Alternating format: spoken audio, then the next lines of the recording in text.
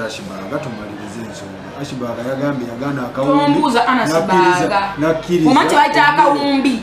Yagana akawumbi. Omanti bayita akawumbi. Okamani. Atubulira.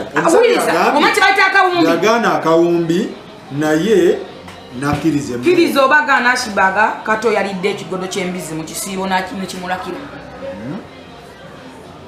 Ashibaga kato walidde ekigodo ky'embizi mu kisiibo. Allah nakuwonza ati dagge kigodo nekikulakira ne mumero kyaganya okuvaamu. Tosobola gamba tomanyi kawumbi. Tokamanyi. Yakagana. Buuza fa bakutte ku ssente bakoze abamanyi akawumbi. Buuza fa abantu abasuula abasuubula e Bulaaya. Kati gwe oyogera kawumbi kuba tokamanyi kasita tomanyi nakikakola. Kati ali Ashibaga. First of all Ashibaga asula wanyina wali. Abana bonna bamuwasa struggle yagifumbirwamu bufumbirwa. Ashibaga zakola ebintu bingi. Ashibaga asoka naye nze nali wa Bobi Wine. Kino kigamba mu bannayuganda namwe abali e Bulaaya badde bakyaweza Ashibaga ssente. Bobi Wine amaze emyaka 2 nga tayogera na Ashibaga kato badde okusembera wali. Nga Ashibaga agenda namulepinga nafuna selfie naye nga agifunira mu distance.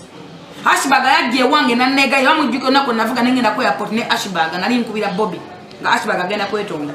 Bobi nagambo yazakola mistakes nyingi abya abantu ssente Bulaaya abya buli muntu naye time yeno. Oyo just tumuleke Jennifer yomuleke bwaletereza ne mwegayirirako.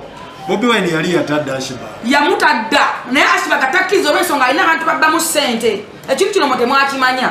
Mfene babadde twalina ekintu kyaffe bwe tukibala bwe tufuna ssente Bulaaya ne Ashibaga katone Sauda Madada era ssente zaffe zajjanga twagulawo $1 account nga tufuna omulidi gw'ensimbi.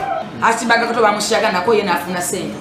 Kati gwe bw'ongamba nti Ashibaga soko okaddemu Ashibaga bamukola batya? Musiyazi. Ashibaga musiyazi. Tejaga jona yegana. Okakasi? Yes. Lwaki mintu bena tebogera ku birthday yaputte. Ate kati Ashibaga kaweddemu. Tewakyali muntu agenda muwa ssente. Okakasi. Kati oba struggle yagiriddemu akawunga n'omuceere n'akatwingiza. Yafunye bbaasa. First of all Ashibaga tali mu bantu basobola kugula. Nze mbalambikira nti Uganda tali muto limu opposition nga mumpakanya. Penge manyi gwakolagana naye wafu wale Kyaddondo. Sigenda mwogera muntu mukulu. Era buli kintu ekijja mbeerawo wali. Mpaka kati penge bwati kino wekiti. Saka nakubiri teweeri. Kakati mwamungamba Ashibaga kato badakolagana nawo bamanyi. Tejja Ashibaga to sikyakakati. Munakwa mukyebe kati nzije njogera ebintu bino nga muwakana. Ne bagamba ebintu by'ababajjo nti abutusayininga wamu omusala nga muwakana. Njagala ombulire Abidex omulimu gwakola ogumuvuza kuluga. Ne bajja kukwata n'oyingira kuluga n'ovuga abasirikale. Can you imagine?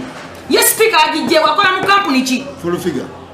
Abidex nkubuuza Abidex akola mu ki? Njagala ombulire wala gundi. Njogera kwa Promoter Abidex yakoma okutegeka ekivulu kuwanje kecha namubba namuloga. Yamukwata mu bugona amukolimira. Yakoma okutegeka ekivulu kuwanje kecha. Neka feraga nefanga kyamutegeka. Abidex yesaba ku ivulu mbine bivulu byayogerako mbona tegese enkuka simanyi ebiki simanyi kenzo. Bioli luba event. Taina musa. Biali pena yeko kabwati. Bino babanyi bamangambo tegese kyalenga teriyo kyalenga kutatekanga twapanganga bintu byafenga tuli wano. Tupangira ku online tufune ssente Bulaaya tuzifuna. Tetwalekanga bivule kivo kyaliyo kimu kyali kya Yasini. Ebusabala. Tetutekanga ku kyalenga tebakulinda. Kati budget kati asotekeka ekivula manyi n'ebyuma. Kavuma amuwanga milioni 2 geno booking ekifuna agamba nti ensawo yabise. Ensawo eguddemu ekituli. Nteza ababe bankubi sente bazibu. Full figure njagala tusembeyo kino. Ekyasibaga ogenda mu NRM okujjayo emmere kitegeeza Bobi Wine yawe ekyasibaga ogenda mu NRM okujjayo emmere Ashibaga muntu wa NRM kuvadda ekyo bannayuganda njagala bakimanyi lwako mwagana okukiza mazima n'obwenkanya kwanti bo balina bakuba ekintu kyabwe balina ssente bazijja mu basiyazi bazijja ku bantu b'e Bulaaya ne Ashibaga tabagiranga ku Bobi okuva lye yamuta Ashibaga okuva lye yeewamba yakutula biddiiru bye bakuba nti balina ebisiraani tebakozesa mikisa nga ffe gye twakozesa kyovola nti navaayo straight nga abantu betulina abo si bwe bali Sauda Madada besije ya musasula. Mukozi we FDC. Kwacha asula kwa nyina talina do mupira gwe motoka. Talina wa depoloti mu Kampala.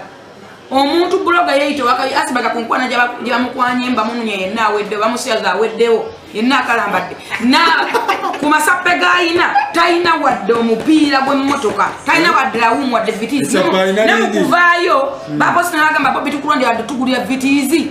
le superstar ne babera nabo level yasibaga wofune $1 meka zoyogedde $1 lukaga nga godufuna gwalufuna ngoli bloga Bobby Wine atambude n'abana n'abalaga abagagga bana bimula babi South Africa simanyi batali bani level yandi badesa bakawunga level yagane postinga oba nange so akati postinga nga nsala mmere lwansonga nti bamama fina gye bali baamu gye bali bani gye bali n'embandi bubi kirumira gyali kuba bukubika simu sisobola kugenda kumuswaza kwanga Jennifer wakoze iki you know kitegeeza nabo tebabadde Bobby Wine bakolera pass nazikosa wine babba abantu bagenda babaka abantu obusimba babaka amasawo bagenda bakola ki n'amanya nti bana abantu bakyama n'abeesonyiwa gwala ko edi muntu nga postinga ntayagala mmere kati lwaki eta postinga edi muntu namuloka gyafuna lwaki edi muntu bamusiba atya hawa nakugamba asibaga alina abantu bameka following ejja alina abantu bameka lwaki agamba nti ye number 1 blogger afuna abantu bameka njaga tugenda yeku live omutekeko Isima King Kongo